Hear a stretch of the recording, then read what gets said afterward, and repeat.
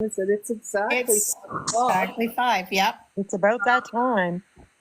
Yeah, so we like to stay on time, and we only got a few in the room here, but I think it's important that we keep going on this timeline because people will be wanting to come up, right?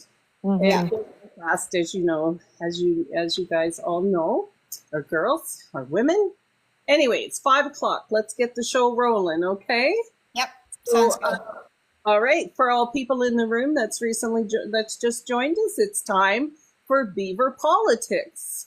That's the show where Mrs. Radical and I talk about Canadian politics and social justice issues by inviting a guest from one of our, from our TikTok creator following to come up and have an uninterrupted opportunity to discuss facts, statistics, a bit of opinion mixed in with those things as well.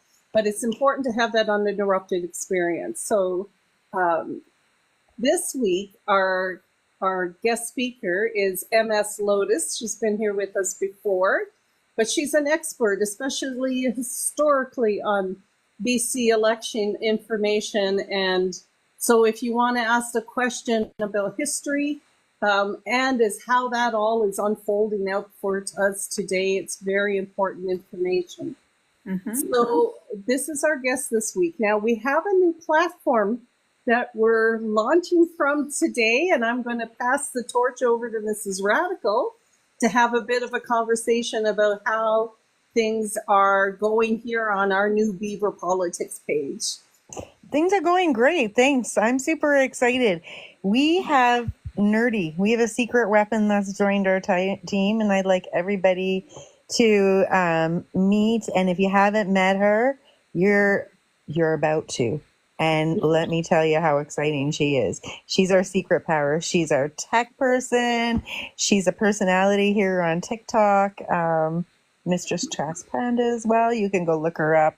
But for Beaver Politics, she's Nerdy. So we're super excited. So thank you for joining us. Can you hear me? Yeah. Okay, good. And we're on our new platform. So please like and share us so we can start doing all of our work off of Beaver Politics. We're really excited about that. So keep liking, keep tapping, get it out there. Nerdy was good enough. She's going to be setting some dates and invites in advance for more topics and conversations that we're going to have.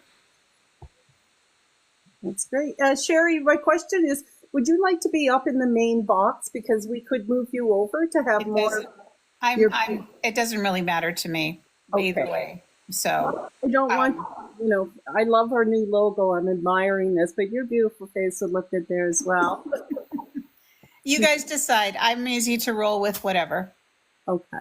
All right. So for now, then, what we're going to be discussing here, this is the launch of our 4-week series for the election coming up in British Columbia. So we'll have MSLotus, we're going to have Zohojan, and we're going to have Marty for the next 3 guests. And we are on the Thursday before the election. So we're going to do kind of a trivia night with just people dropping in and no one guest speaker. So we're asking you for some questions to feed us for the trivia. So without further ado, Sherry, you can have the platform, and then we'll just banter back and forth as the opportunity provides.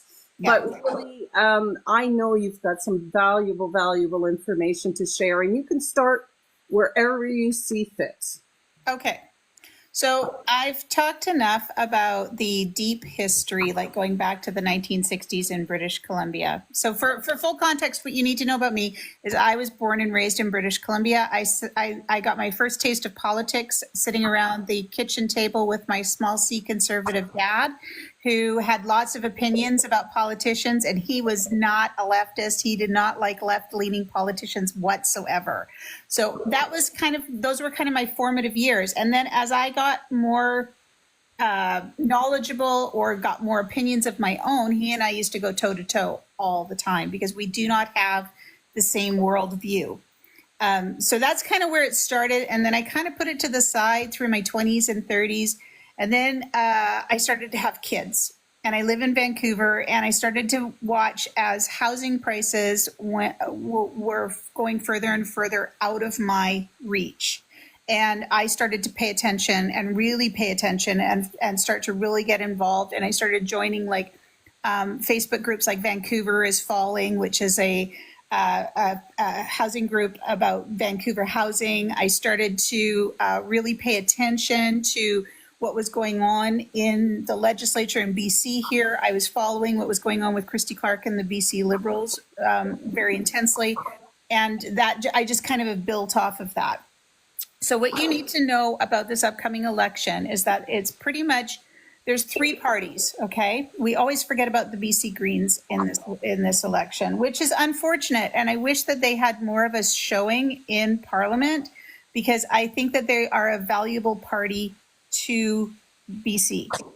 So you got the BC Greens, which is led by Sonia Furstenau, who has been the leader of the BC Greens since Dr. Weaver stepped aside back in 2020.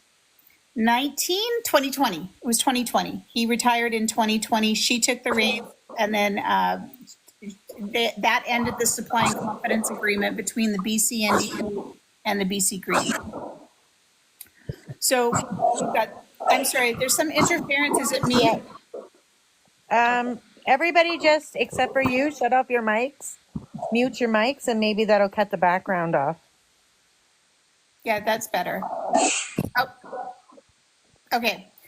So anyways, we've got Sonia Furstenau, who's the BC Green leader. We've got David Eby, who's the leader of the BC NDP. And we've got John Rustad, who is the newly minted leader of the BC Conservatives. And the thing that you need to know about John Rustad is that he was actually part of the BC Liberal caucus under Christy Clark and Gordon Campbell. He's been in politics since 2005, I believe.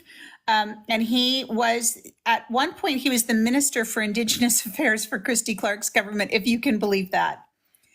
So anyways, to understand what's going on right now, we have to go back to the 2000s under Christy Clark and Gordon Campbell's BC Liberals, which were never Liberals. They were always a Conservative party in British Columbia. That's where all the Conservatives hung out. And this drives me up the wall. People who think that party name dictates party ideology is so frustrating, because there are so many parties out there that do not have the ideology that their names suggest. So you have to really dig into the platforms. And BC Liberals were absolutely conservatives. They were more like progressive conservatives, I would say. They didn't really double down in the human rights violation part of it, because they actually brought in SOGI, and John Rustad voted for SOGI, which he's now trying to get rid of.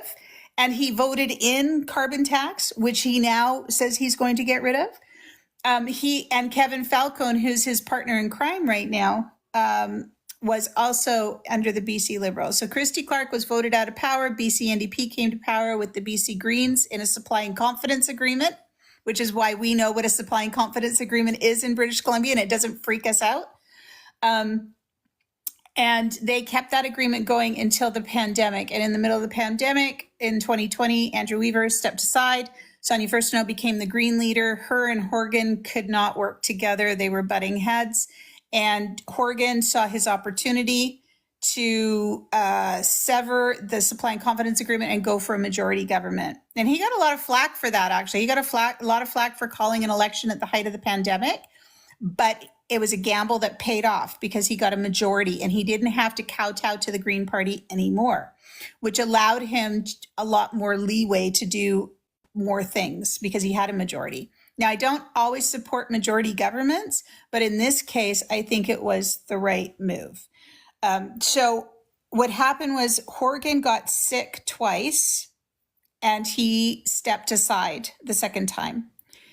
And then the party had a leadership race, and David Eby was elected the leader of the BC NDP party.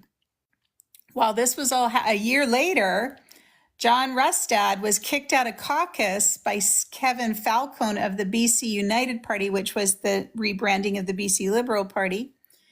And John was kicked out for climate change denialism.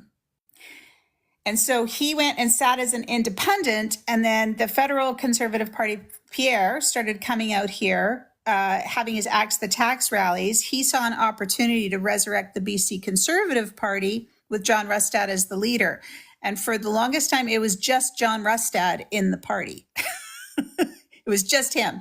And then as we got closer to an election, we started to see BC United MLAs crossing the floor to the BC Conservative Party. But back in May of this year, the BC United Party and the BC Conservative Party squashed rumors that there was going to be any kind of coalition government or any kind of joining of forces. And the BC United decided it was going to run full candidates, a full slate of candidates. Fast forward a few months later, and the conservative movement is picking up steam. Pierre's out here all the time. John Rustad is riding Pierre's coattails for popularity. And Kevin Falcone, we're in August. He's looking at the polls, and it's showing that the BC United is not going to get any seats, and deservedly so, because they're just a rebrand of the BC Liberal Party, which is the party that destroyed BC, or tried to destroy BC to begin with.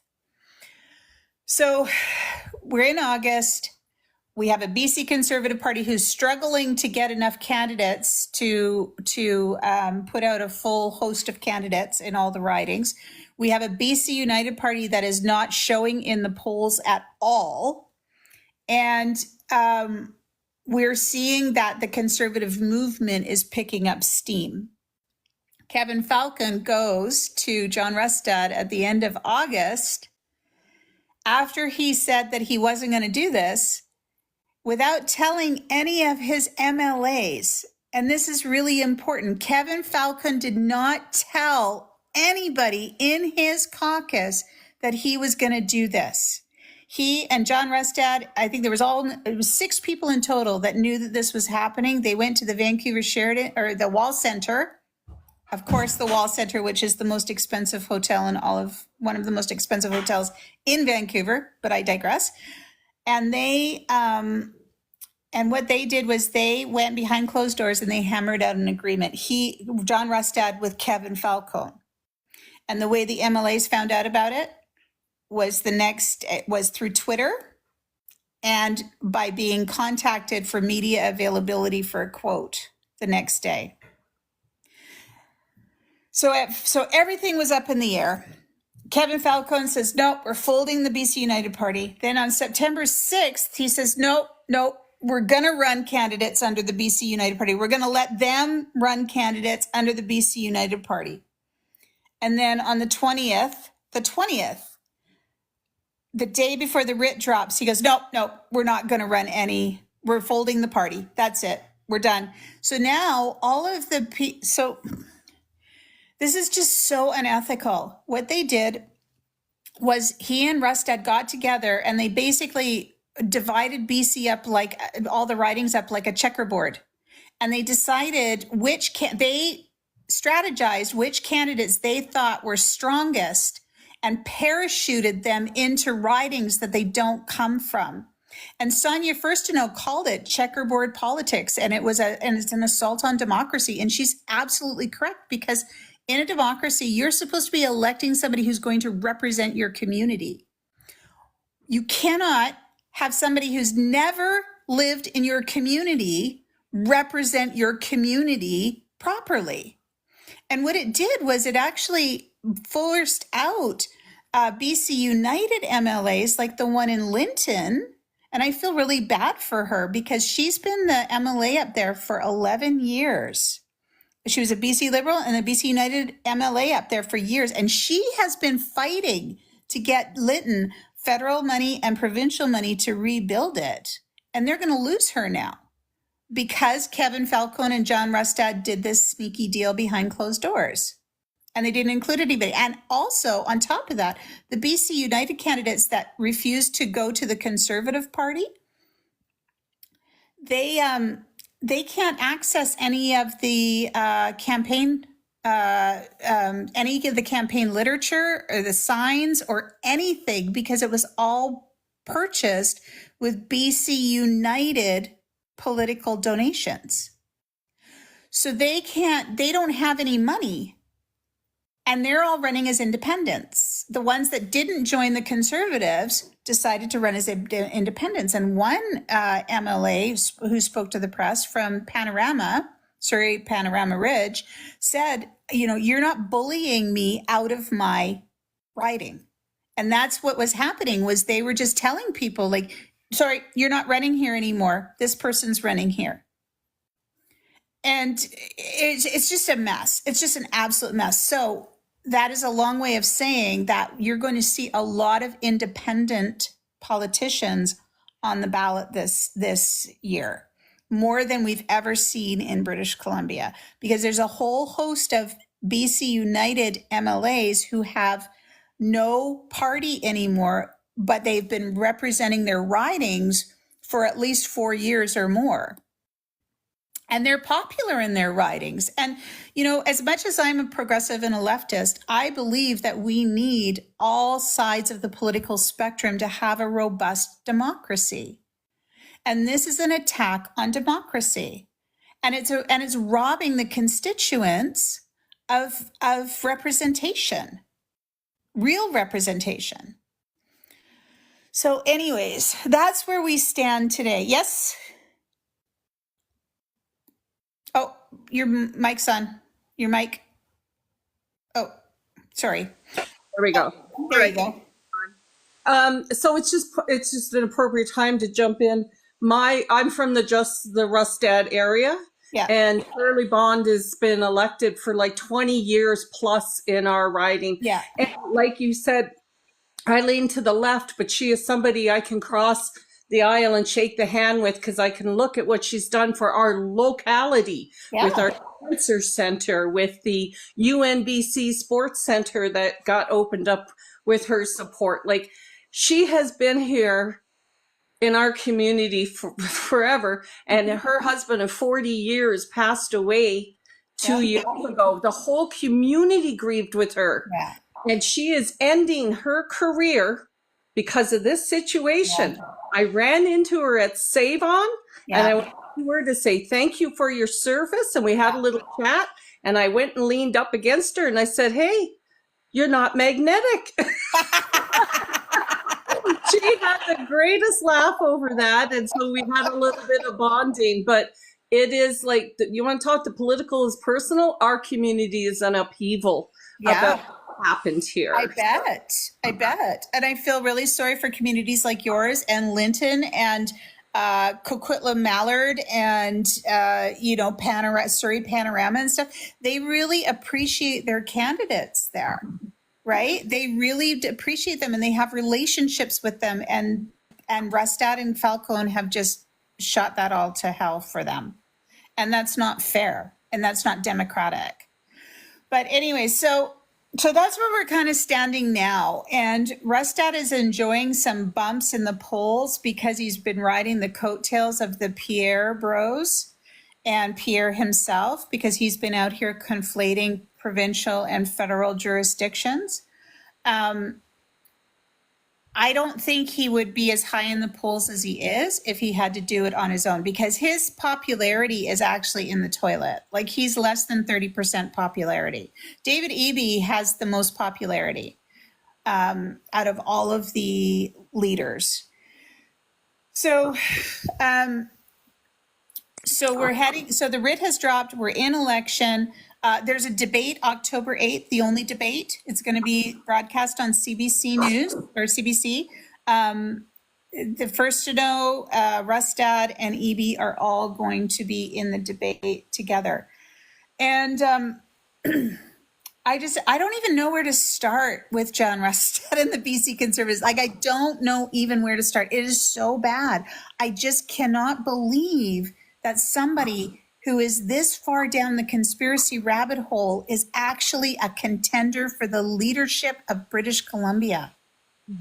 it blows my mind. Yesterday it was about forcing kids to eat bugs, and climate change isn't real. And meanwhile, last night we've got a kilometer square fire burning out of control in Grand Forks, and they're evacuating people. And he's saying that climate change is not a crisis. Okay, I gotta bring it back, because I go on this rant about Rustad, but so anyways, what's happening now is the BC Conservative Party is actually full of BC Liberals, and then full of also anti-maskers, anti-vaxxers, anti-science denialism, climate change denialism, and people who are looking for power, like Elaine Storko, who I'm just like, she referred to the houseless people down in the downtown east side like stray pets. Nice, eh? Even though she's been a BC Liberal, and she's part of the 2S LGBTQIA plus community, she's running with a party that's going to that wants to strip trans youth from having any rights, and wants to remove SOGI and all that kind of stuff. So basically, John Rustad's platform is undo everything the BC NDP party has done in the last 7 years. That's his whole platform. True. What can we talk a little bit about the new housing platform? Yeah. Okay. So let's talk about that. Sojin did a great video about that. I also covered it. And then Christy and Polychick and I also discussed it on our podcast. It's horrendous. It's horrendous. Not one economist or housing specialist in the province supports this plan. And he won't tell us how he plans to fund it. Okay, so for those who don't know what it is. Can you tell us about it? Yeah, I'm going to do that right now. So what it is that he is offering, so the NDP has their housing platform, which is the 30-point housing platform. It's massive. It's huge. It's building houses for middle class. It's housing houseless people. It's helping people with domestic violence escape women and partners in domestic violence. It's got housing promised for them. There's all kinds of housing that the NDP is doing, and they're building these communities around transit hubs. There's at least over 200 units of rental property being built in my neighborhood right now, even as we speak. It's massive. But John Rustad, the BC Conservative platform, is called the Rustad Rebate. It's called the Rustad Rebate. And what it is it's a tax credit on your taxes. So he says for eligible housing costs, you will get a tax credit equivalent of 5.08%, I think it is, of your eligible housing costs. And there's nothing on the platform that tells you what the eligibility requirements are. Now he wants the first month, it'll be $1,500 a month. And then but it won't start until 2026. And then it will go up $500 incrementally till it hits $3,000. Now they're telling us that this will save the average person $1,600 to $1,700 a year on their taxes. And it's a $3.5 billion program. But he won't tell anybody how he plans to pay for it. And there's only 3 ways you could pay for something that is that big. There's only 3 ways: increase taxes, balance the budget, or run a deficit, or what's the third one? Balance the budget, run a deficit, or cut services. And that's the only way you can pay for these. But he won't tell anybody how he plans to pay for it. And the other thing about this is that he has no platform or plan to temper prices in the market. He wants to remove all of the NDP policies. He wants to pull all the government money out of the housing market. He doesn't want government to be involved at all. And he wants to hand the reins back over to the developers that screwed the province to begin with. So like we were talking about this the other day, and I made this point is that like for me, I pay $41.75 a month in rent. I know, don't panic, everyone. Yeah, it's a lot. Yeah. But we also run a business. We run 2 businesses out of this place, and we have a 3-car garage and some property. So it's still expensive. But for somebody like me right now, because I've been living here for 5 years, my rent is actually lower than market rate. And if I had to move tomorrow, I have to pay current market rate rents. So if he has no plan to temper the costs of of housing, and he wants to just let it fly, let capitalism have free reign, you could be looking at a situation where you may get that $1,600 or $1,700 back on your taxes, that savings on your taxes. But now you've got to go out into the marketplace and you've got to rent something that's now $2,000 or $3,000 or $4,000 a month higher than what you're already paying. Like, it doesn't make any sense whatsoever. Which is what I appreciated about David Eby's plan. And you can tell that they have been negotiating for years Yeah. to get this multi-layered plan to the table. So if they're elected, they can launch. Not if they're elected, then they can develop a plan. Yeah. And he pointed out that there are caps. He has worked with financial institutions that are not going to allow price gouging once a unit is built Yeah. or into. And Yeah. I thought that was one of the most comforting messages Yeah. of the EB announcement yesterday. It was good news to hear. Well, he made a pledge. I don't know if you caught it at a rally or something like that. He made a pledge that he pledges that every person will have safe and secure housing by, I think it was 2026 or something like that. That's his goal. That's his goal. Like 2026, 2027. Like that is his number one priority, is fixing the housing market. And then right behind that is healthcare. Right I'm going to behind that. jump in here and Yep. just add that it's very obvious to me, anyways, that a lot of this money will come from cutting services. Clean Yeah. money, water money. There's all of these different things that communities will go without that they need. Yeah. Well, and he plans to stop supporting transit. Mm-hmm. He's going to cut funding for transit. Even after they privatized transit. His government privatized transit, and it's never run properly since. And it's had to be funded by gas taxes, right? It gets a subsidy it gets subsidized through gas taxes. And now he wants to remove those, and he wants to stop funding for TransLink. He doesn't want to fund anything for TransLink. Like, people in Vancouver don't own cars. We depend on a robust transit system in the Lower Mainland. We depend on that. So, anyways, getting back to the housing. So that's what it is. It's called the Rustad rebate, and it sounds sexy and it sounds flashy, but not one economist or housing expert has given it the seal of approval. Not one. And unfortunately, what's going to happen is that the people who are used to being predatory in BC's housing market are the ones that are going to vote for the Conservative Party, because they want to bring back the good times where money was laundered through the housing market, and everybody had 10 Airbnbs that they didn't live in, and everybody was flipping pre-sales and all that kind of stuff. That's what those people want back. And that's where they're getting popular, is that with people who want to monetize and make our housing market predatory like it used to be. Those are the people that are supporting that. Those and the anti-health people and the anti-education people.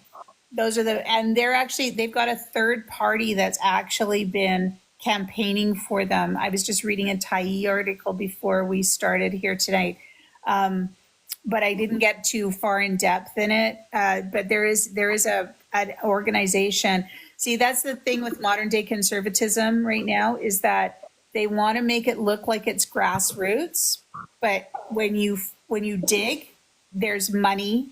There's money behind it, and I can't remember the name of the organization, but yes, there's a third party that is helping John Rustad fund. Yes, sorry, Mrs. Radical? Mrs. Radical. Does housing fall on the provincial or municipal government or federal? This is a question for Indigenous Pride. Indigenous Pride. Yeah. Yeah. That was my question to you because I was reading. Sorry. Yeah. No, you're good. So the federal government funds does offer funding for housing, and of course they've got their own housing plan where they're going to municipalities, etc. But the housing portfolios are primarily a provincial responsibility, and they get to decide what kind of zoning they have in their province. They get to decide what kind of builds, but the permitted builds and what is and isn't allowed to be built falls on the municipalities. And so like in Vancouver here, we went through the last 5 to 10 years where they were green lighting a lot of really, really expensive condos and really outrageously expensive luxury homes. In fact, I joke I have PTSD from the word luxury because I see it everywhere. I've been seeing it everywhere since 2017, right? Or 2015 or whenever the boom started really happening. So it's all three levels of government, but they have different roles to play. But the one that has the most power is the municipality, really, because they're the ones that approve what gets built in the city. The next would be the province, because they give funds to the municipalities for building, and they decide zoning. Like David Eby passed a law where he changed all the zoning in British Columbia, right? So it's all residential now, it's all residential, multi-residential zoning throughout the whole province, I believe. He rezoned all the residential zones to increase. Oh, you're welcome. To increase density in cities that need. So John Rustad doesn't really have a housing plan. He has a big, sexy rebate. People hear taxes and they hear chunk of money. And what's going to happen is a lot of people who aren't very educated voters and don't really understand how their own taxes work, they're going to hear tax credit and they're going to think that, oh, I'm going to get $3,000 a month back every year, every month, right? So woohoo, that's 12 times 3,000, woohoo me. And then what's going to happen is they're going to be thoroughly shocked when they find out that their rebate is under 16 or it affects their taxes for only about $1,600 for a whole year. He's kind of counting on the fact that they won't do math, that they don't math, right? Yeah. And you know, one of the BC United MLAs, what's his name? I can't remember. His name escapes me at the moment, but he's from North Van. And he said, if you are feeling like the policy is being made up as they go along, you'd be right. is what it really is. It's like, because when you go to their website, when you go to the Conservative website, they've got next to nothing on the platform. It's all it's like kindergartner could understand it, right? It's very simplistic. It's got sexy words and sexy ideas, and it panders to the people that put him where he is. It's on brand, right? Yeah, but it's very on brand, and it's very. Whereas I downloaded the NDP Democratic BC Caucus, and it's like 84 pages long or 85 pages long, right? Like it's apples and oranges. They just are not in the same league, and I can't understand how he is this popular compared to like Sonia Furstenau. I would put my voting behind Sonia before I would put it behind just John Rustad. Like I would support Sonia Furstenau before I would support John Rustad. right? Perhaps 2 years of tiny Trump out here socially conditioning Yeah. the BC population to become addicted to these slogans, Yeah. and this axe the tax thing. And John Rustad is deceiving people. He is. And he's backpedaling. He is backpedaling to pander because he has been very vocally full in on the fringe minority since COVID. He has been fully in on that, and he has made comments and I mean, the NDP, obviously somebody went through all his socials and pulled out the best things, right? And they're starting to put those they're starting to put ads out, and they're making posts about these things that he has said. He has said he does not believe there's climate change. And when he's pressed on it in the press, all of a sudden, oh, well, I do believe that humans contribute to climate change, but I don't think it's that serious, right? Whereas when you go like even 9 months ago, he when he gave the keynote speech at We Unity in Victoria, he was all about the kids are going to be forced to eat crickets, and there's no such thing as climate change, and it's all about population. And then we went in on vaccines, and he took a swipe at Bonnie Henry, telling them that it was her way to get government control over the populace. And then there's the remarks he's made on Jordan Peterson, but he's walking back stuff, and he's trying to appear more moderate in the press than he actually is. So now he was all like, I regret taking the third COVID shot, and he made up some story about Moderna. I don't remember him being absent from politics then. I don't remember him being away for a heart condition. But allegedly, he says.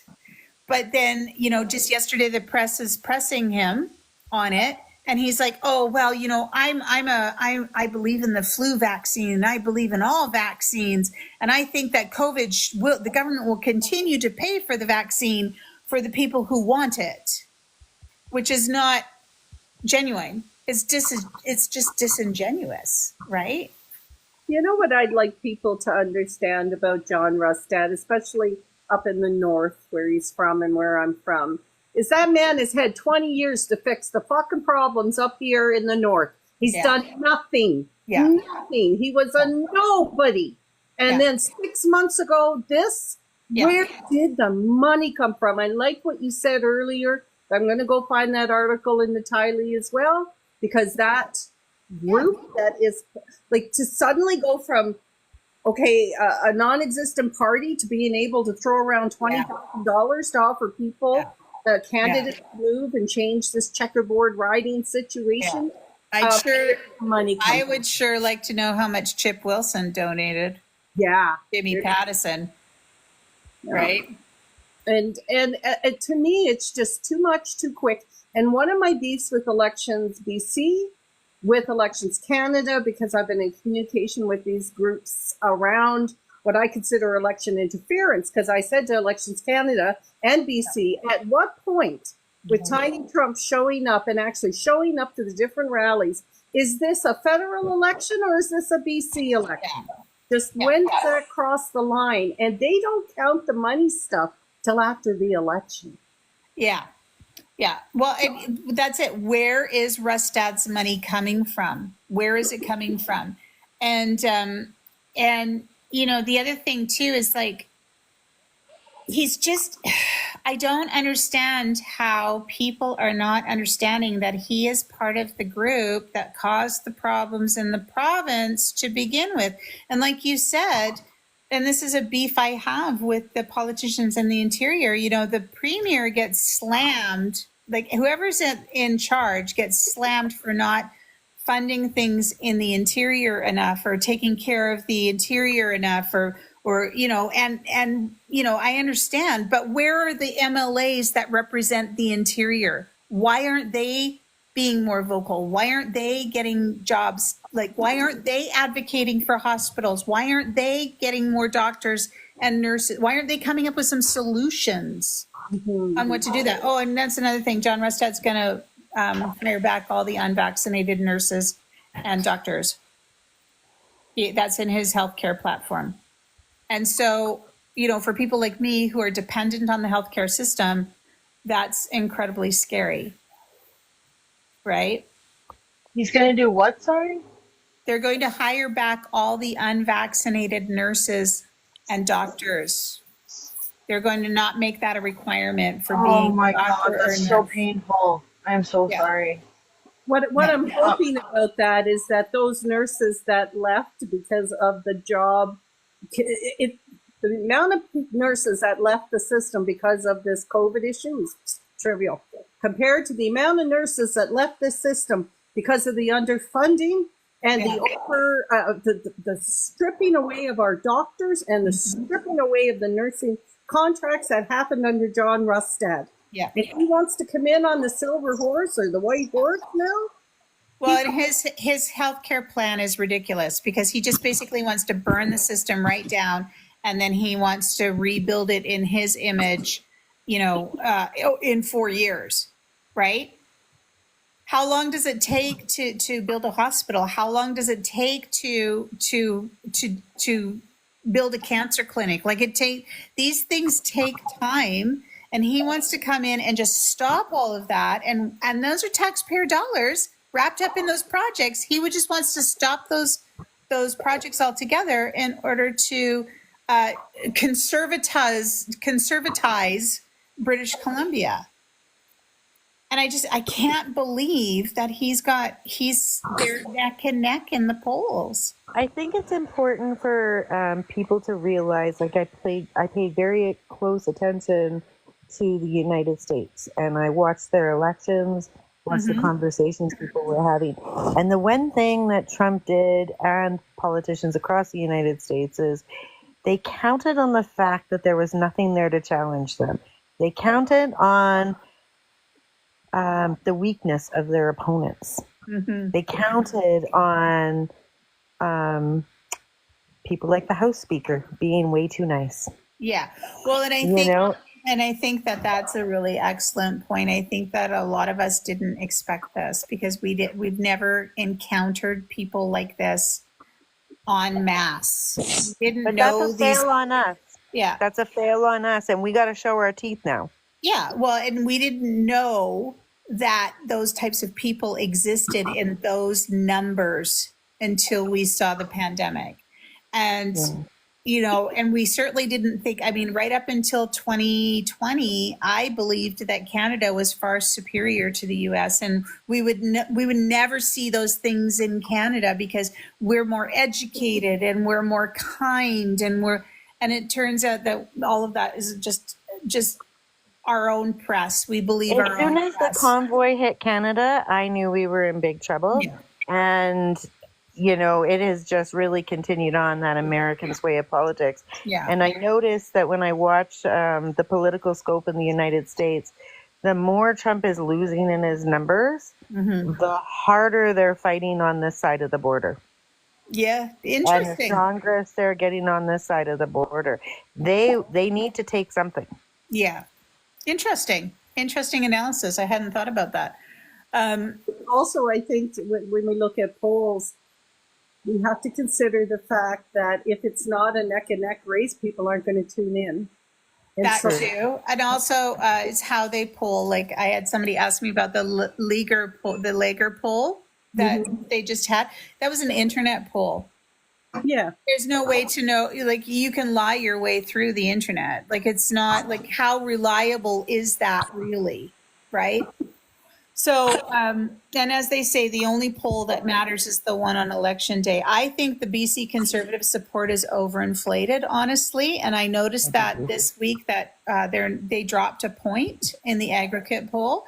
And because that's the one I always pay attention to is 338, which is the aggregate poll. It takes all of the polls that are made and it uses a mathematical calculation to average them all out to give an aggregate to give aggregate results. And they've got about 85% accuracy. So that way you're not confused by the bias of polling, because polling companies are supposed to be nonpartisan, but sometimes biases A happen. lot of polling companies are owned by conservatives, no different than our media, right? Yeah. And then also too, there's push polls that happen, which also muddy the water, right? Those are polls that political parties pay for, or like Global News pays for to have happen. And those can actually muddy the water as well, because you don't know how accurate you don't know what the questions are that they're asking. You don't know what the sample size is. You don't know who they're talking to, or how they're getting to these figures, right? So anyways, I can't believe this is where we are. However, when you look at the seat projections and the projected wins, the NDP is still projected to win 63%, I think was what it said, 63% projected to win a majority. And the Conservative Party is only at 32 or 31%. Question. So I'm in a riding right now, and my independent was United Conservative, or United Liberal, sorry. Yep. Him and I used to dance online all the time. Not the fangirl he wants, right? Yeah. So we're having some big conversations between him and I right now, because I had planned on voting NDP provincially, but in my riding, the young man that's showing is not showing very well. No. And he may not get the vote that he needs, and I don't want to throw away my vote. And so then Tom Shipikta in our area would be the next best candidate for that. Right. And he's a hometown boy. He's went independent. I'm a little concerned. Tamara said the other day to me, she called me and she said, I'm going to support him. And I was like, wait, though. He's still supported conservatives a lot. Right. And so one thing you have to know about independent politicians is they don't have the same juice that somebody who has caucus has. They don't have as much political pull. They don't have a party behind them. They don't have a whip. They don't have access to funds to run their parliamentary offices and their parliamentary staff and all that kind of stuff. They're independent. So they do not have a party behind them. But so do you think it would be more beneficial for me to vote for my independent or my NDP that's not going to make a show? I want him to, but I honestly just don't feel like it's going to happen for him at this point. Yeah. So it's hard to say. I used to really support strategic voting. I used to really, really believe in it. And I was steadfast. And then I listened to some other people that had more political knowledge and had like poli-sci degrees and stuff like that on this app. And I've actually shifted.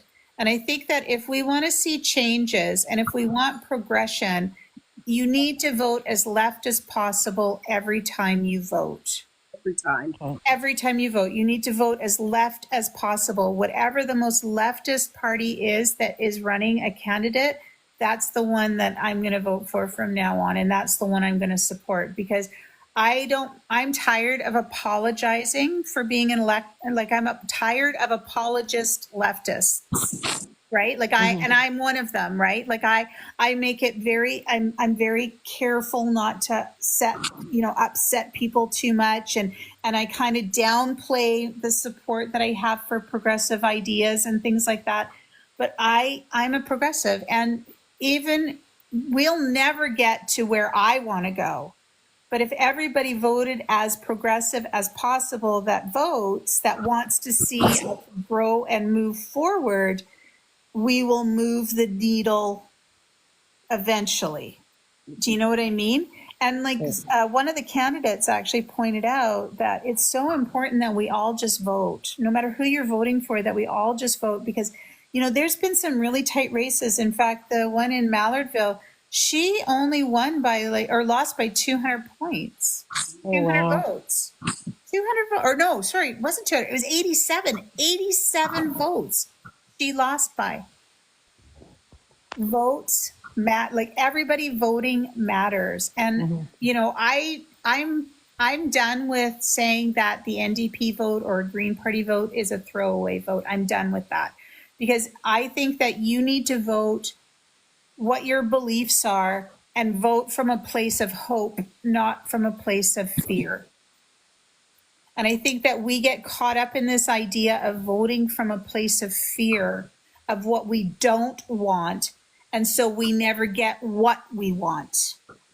And I kind of agree with it a little bit, but I still think we have to analyze. I think it's important to still analyze.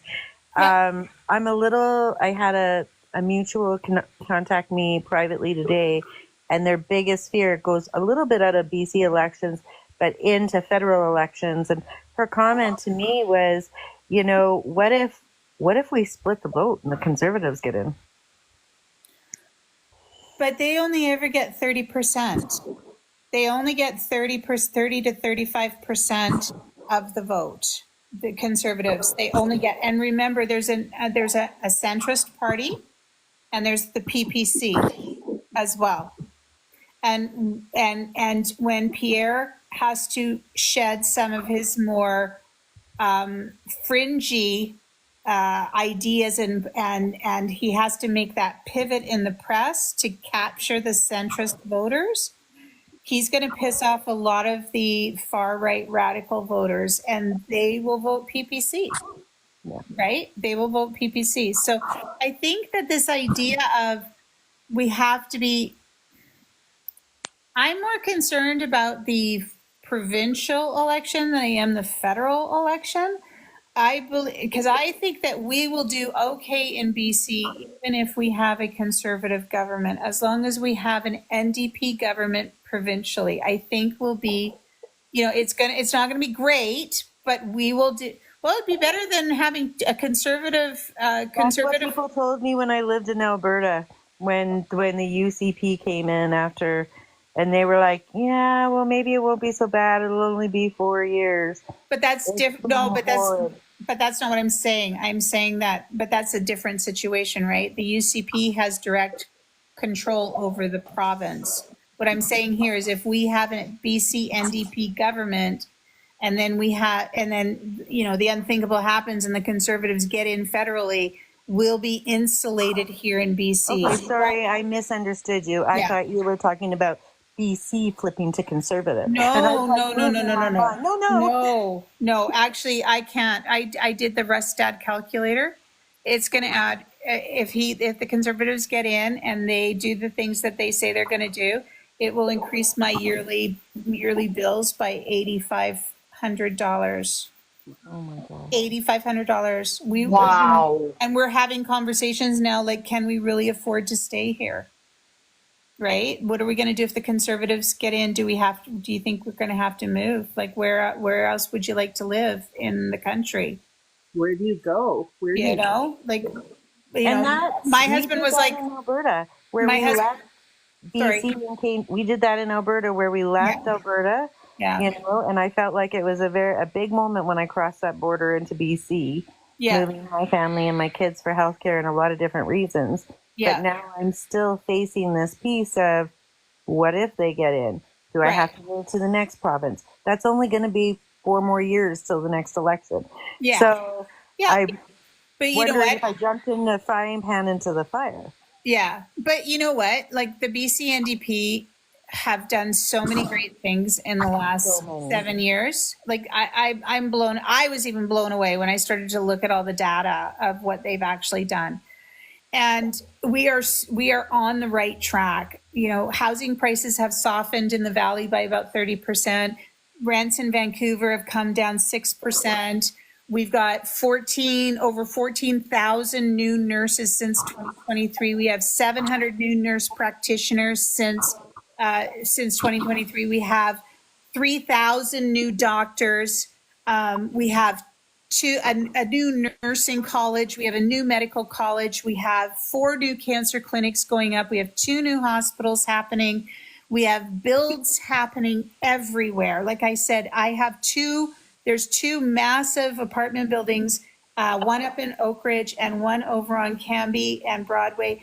Each of those has over 90 units, and those are purpose-built rentals, right?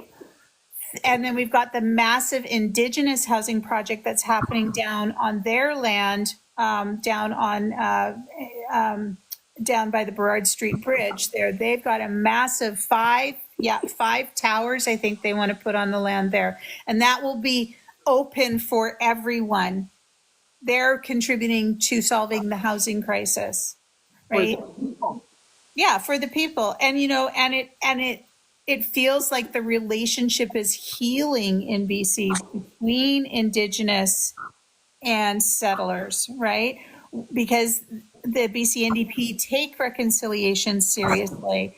Giving back the land to Haida Gwaii was major, right? Having Indigenous inputs on things, even the unpopular involuntary care program that they said they're going to do. They had indigenous stakeholders in that process, right? So we're healing that relationship under the BC NDP, but if the BC Conservatives get in, it's all gone. And John has already come out and said that that's one of his main platforms, destabilizing the reconciliation that has happened. And he is selling it as if a whole bunch of money is going to Indigenous people, when it's about the decision-making under land management that it's really shifting. And Russ Dad understands what the depth of that conversation is, and he's lying and misleading to the people he is speaking to. Oh, absolutely. Yeah, racism, and he's lying to people and making them afraid that Indigenous people are going to take their land titles away from them. Yeah, that's what he's telling them. The way I understood land back was, we get the land, we get the titleship of the land, so we can help the land flourish, so we can help Mother Earth somewhat stop climate change.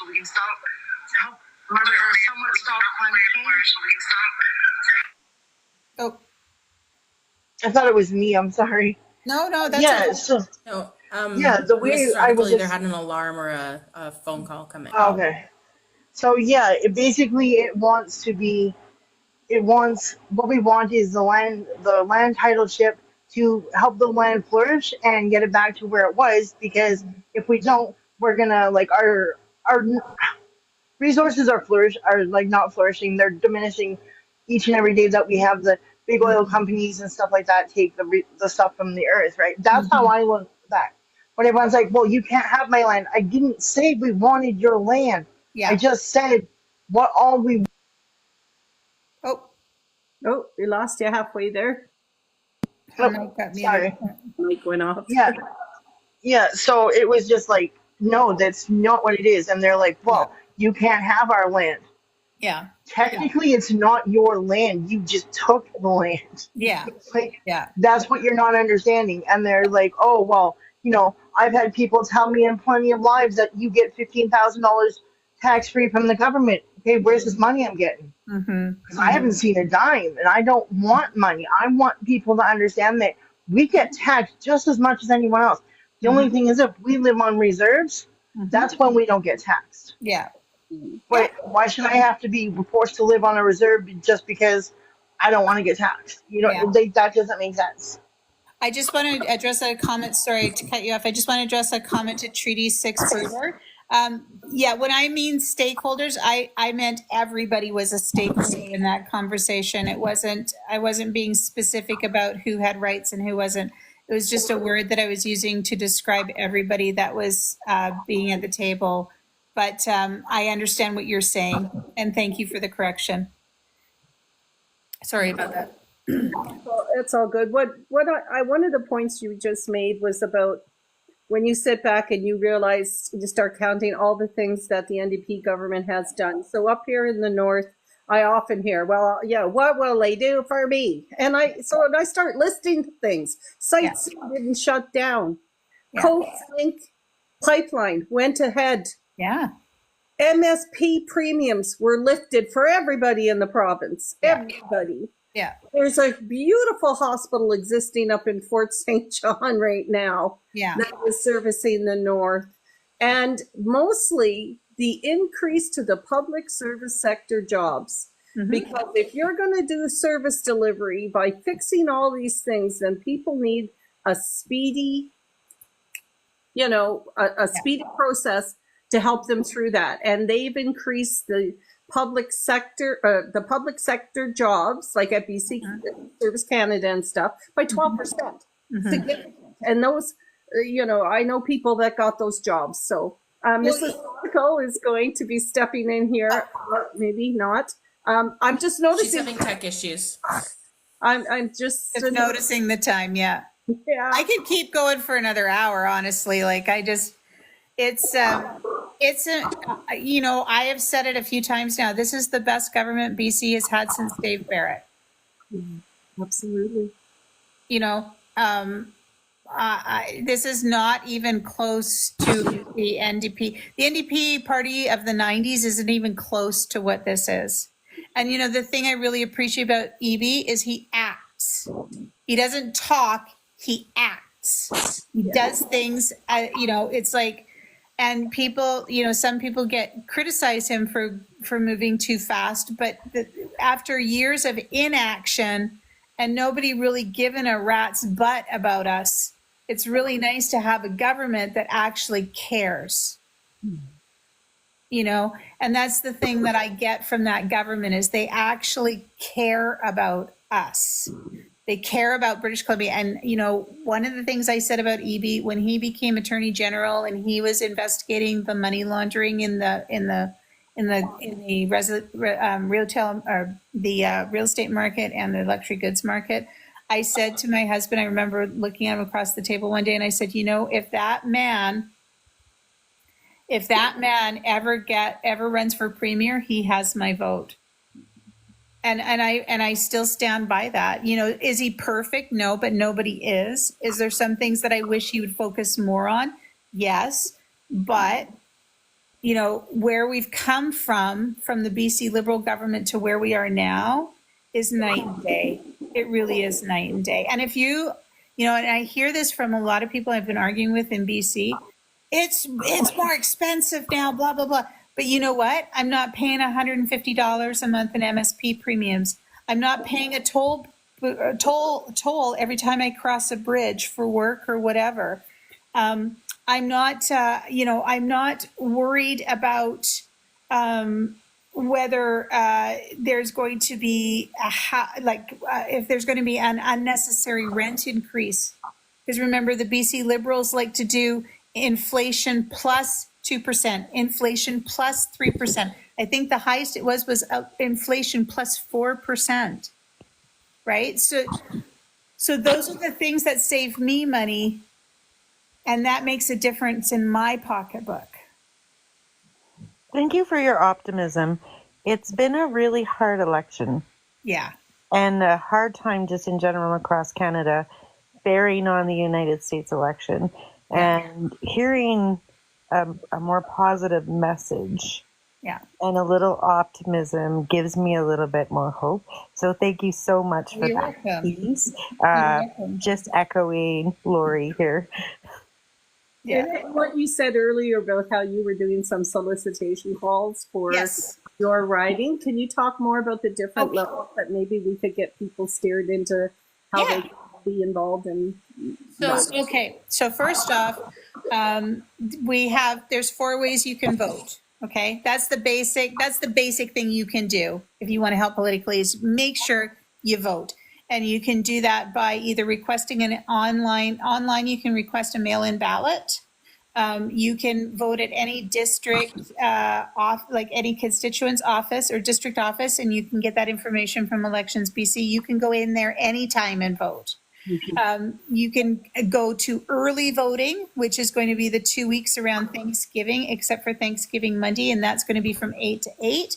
And then you can vote on election day. But what's really cool this year is you don't have to be in your riding and at your polling station to vote. You can vote anywhere. So that's the basic thing you can do to support. If you want to get more involved, though, what I did was I actually volunteered for my local ridings constituency office. It's a young woman named Callista. I don't even know her last name.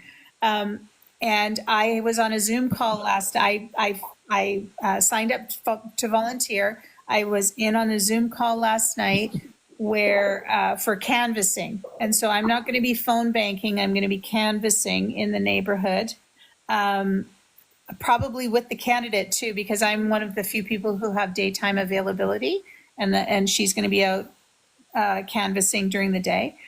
So you can volunteer there. You can also volunteer to deliver and pick up signs and deliver lawn signs. You can put a lawn sign on your lawn if you're not too scared to do so, which is a ridiculous thing to have to say in 2024, but it is a reality.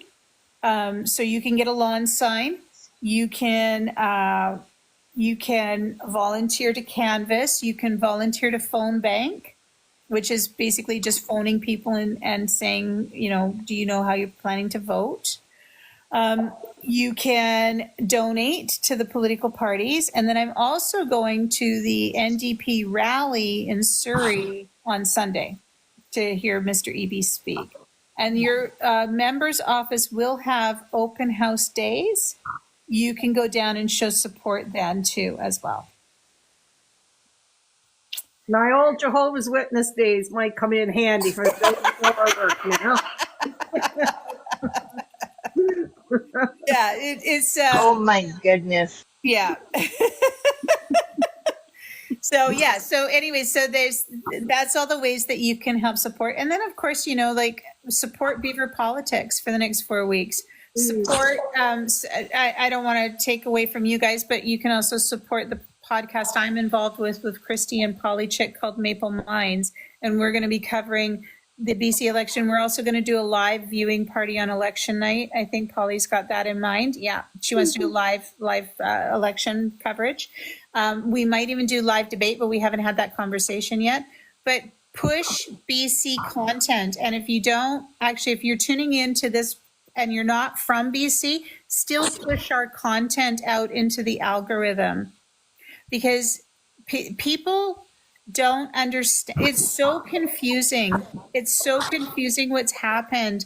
And there's been so much chaos that people are having a hard time. Like even the NDP, the woman I was talking to last night with the orientation for canvassing, she didn't even know that the BC United had collapsed the party. And Wow. She didn't know that they had all the independents. And we're like 3 days into the election, right? 2 days into the election. But that's how confusing and how chaotic everything is. And everything is moving so fast and things are changing so quickly. It's unbelievable, actually, how fast things are unfolding. And so it helps to push the information from trusted sources, people who are giving factual information about the BC election. Please push that content out on all your social media platforms. Because like I said to other people, and I know they don't believe me, but honestly, like I may deeply disagree with who you choose to vote for, but I still want you to vote. And I believe that all parts of the political spectrum need to be represented at the polls. Right? And you know what? A close race may not be necessarily a bad thing, because it means that a strong opposition is always a good thing. I mean, as a lefty, it's like, oh yeah, I want them to have a majority and I want them to run with it, right? But then you remember things like the super ferry fiasco, right? You remember like things that have happened in majority, like just because they're leftist party doesn't mean they're infallible and they can do things and they can go off track, right? It's important to have a strong opposition as well. Even if we deeply disagree with their ideology, it's still important that they be there. But sometimes we don't, right? Like in my riding, and when I, like the liberal who became a BC United, who's now going to just walk away from politics, handed me my graduating certificate, the very first one 20 years ago, right? Mm-hmm. When I watched her do the local work, I was a little shocked that she belonged to the party she was belonged in. But you can't take away from the individual, like I don't believe all politicians are evil and come to the table. I believe the majority are there to do, like, another conservative from my area on the MP level is Doherty. He helped bring in the suicide crisis line while COVID was on the go, right? Todd Doherty, I think his name is. And so there are conservative politicians that have done things, and I don't mind honoring those things. It's the overall ideology that I can push back against, but I also see the humanness in those people, and I don't dehumanize them. Despite what my slapback channel is, I really believe that even conservative politicians, not Rustad though, sorry, Rustad is not somebody I have faith in to be uncorruptible. Well, he's corrupt. He's corrupt, right? Like he's trying to pass himself off as something that he isn't. He was always a far right extremist, but he hid out in the BC Liberal Party because that's where he could get power. And then when the BC Liberal Party said, you know what, you're too extreme for us, he went and sat as independent. And now he's BC Conservative. But now he's playing footsies with Kevin Falcone and the BC United Party, which are BC Liberals. And even his own supporters don't understand. Like, they're like, well, I guess it's okay to have Liberals in the party, but they better not hold any minister positions. Or like he's being disingenuine, and he's not being like, I do not support right-wing policies, but if you are a solid ethical person, like a John Kane, like a Joe Clark, like I'm trying to think of another one that was really solid that wasn't too bad. Well, Diefenbaker, Nitty made a Dief the Chief, right? Who was a progressive conservative, but he was the one who gave Indigenous people the vote, right? He repealed parts of the Indian Act to give them the vote. Or actually, no, Pierre Elliott Trudeau gave them the vote, but I think Dief had a big part. Anyways, you know what I mean? Like, to set the underlying legislation. Yeah, that's what it was. That's what it was. The Indian Act at the time, right? Yeah, that's exactly. Opened the doors. And for those who don't know about the super ferries in BC, we commissioned these massively, horrendously expensive ferries from Europe. They were built in Europe, I think. This was a BC NDP idea when the BC NDP was more neoliberal than progressive. And they spent so much money on these things, and they never came to pass. They never came to pass. There was problems with them from the get-go. There was the project ballooned outrageously, and they never worked. They never worked, and it cost the taxpayers millions of dollars. Millions of dollars. And the assessment that lacked because of the weight that those boats made and the environmental damage to the shore and around there, that became a big piece of it as well. I believe that was probably driven through the Indigenous voice in our province, no doubt. But that cost us a lot of money, and we have shipbuilding facilities in Canada, and we were ordering stuff from Europe. Like, what? Yeah, and that was a BC NDP party, right, that did that. So, Indigenous Pride has a question. Okay. Hey, I've been hearing a lot about this new non-confidence vote. What is that about? I thought there was already a non-confidence vote that happened in June. Okay, for BC or for federal? I think it's federal. Oh yeah, okay. So there's been 2 non-confidence votes now done by the CPC.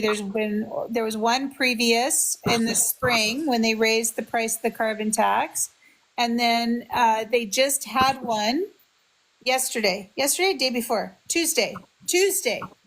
They had one on Tuesday and it failed, or Wednesday. Anyways, it failed because the only ones that supported the non-confidence was the Conservative Party. And now they've tabled for the next opposition day in Parliament, they've tabled another non-confidence vote. And they have, I thought I read somewhere in the press that they were quoted as saying that they intend to introduce non-confidence motions every opposition day from now until Christmas, until somebody caves. And that's that's their plan. They think that they're going to get somebody to cave. It's circumventing democracy is what it's doing. And somebody pointed out in another video today that traditionally when a leader calls a non-confidence vote and the non-confidence vote fails, the leader of that party generally steps down, because that is a major flex to call a non-confidence vote. And he's called two now. The first one he couldn't even bother to show up for, right? And now he wasn't even there to table the motion today for the one for next week.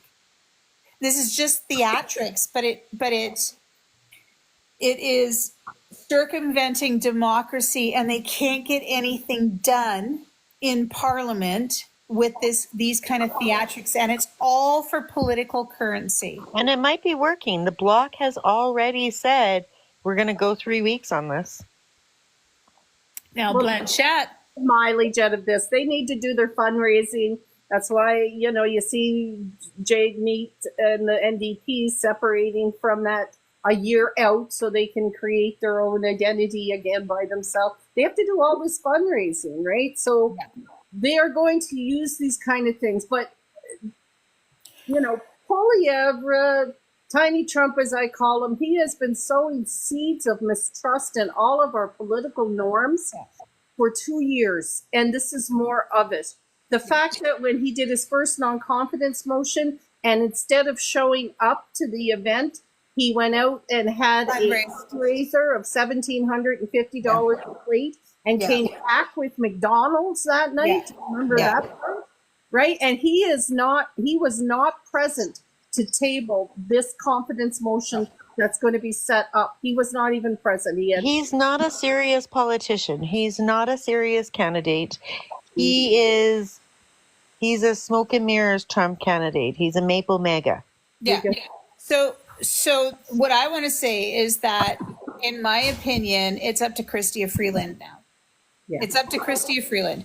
She is the one that's going to decide whether or not they plan to agree to this top up. If they agree to this the other thing about the eggs and the milk and stuff, leaving the supply,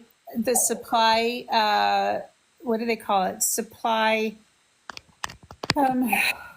This supply industries, I think, or supply regulate the industries that have supply that is regulated, like dairy and chicken and eggs.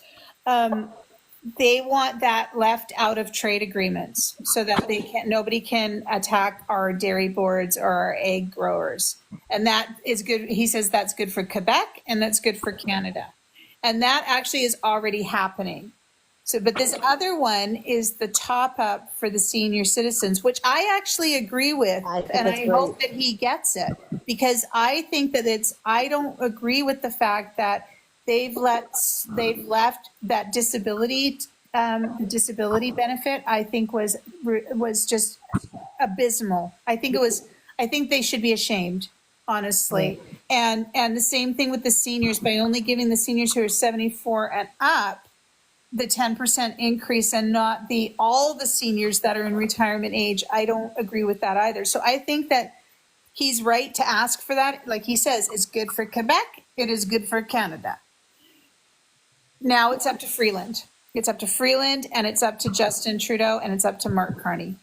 And I don't know how much pull Mark Carney is going to have in this decision, but it's going to cost $16 billion over 3 years, I think it is.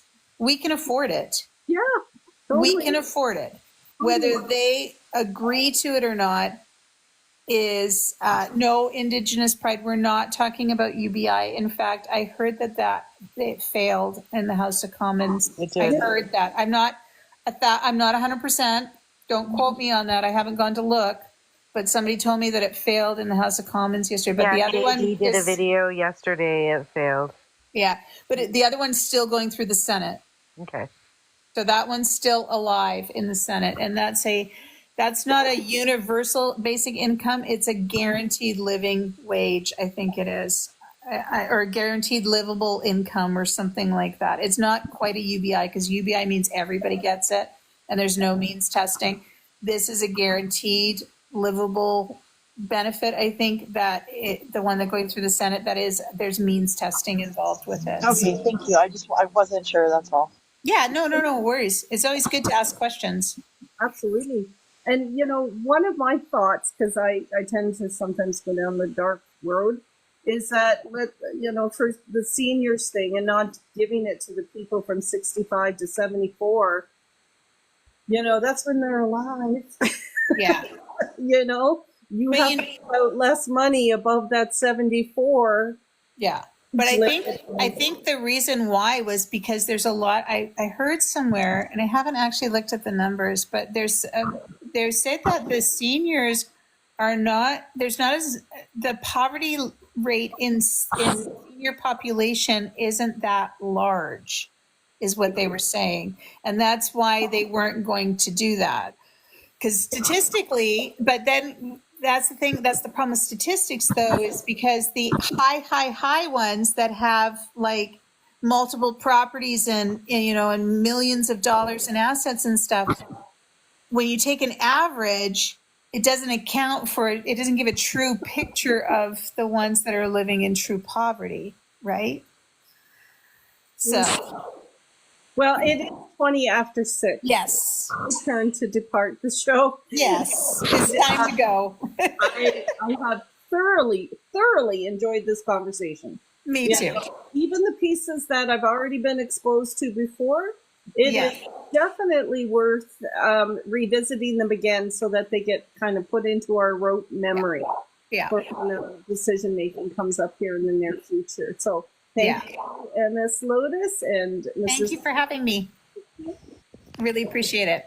Yeah, and for coming up into the box too. We appreciated everybody. And our very first time on our Beaver Politics. Very exciting. Very exciting. All right, everyone. All right, you all have Thank you very much. Have a good week, everyone. Thank you for joining us. Bye. See you next week. Bye-bye.